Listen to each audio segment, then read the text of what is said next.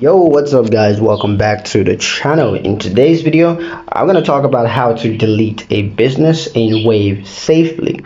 It's going to be a quick one. We're not going to waste much time on this topic. Just a quick step-by-step guide. So let's get into it.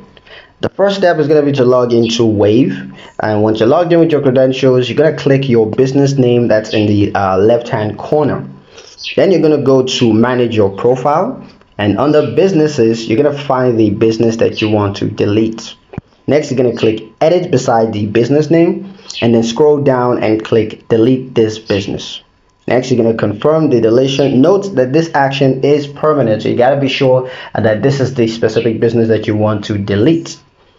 And then make sure to export any important data first before going ahead with the deletion. Now be cautious when deleting a business, because once it's gone it cannot be restored, so be sure what you're doing before you go through with it. In the next video we're gonna show you how to restore a deleted invoice in Wave, so if you're interested, stay tuned for that. It's pretty much it for this video guys. Hope you liked it. Hope you found the information here useful enough. If you did, like the video, comment down below, let me know what you thought, share the video with your friends, and subscribe to the channel if you haven't done so already, and we'll see you in the next one.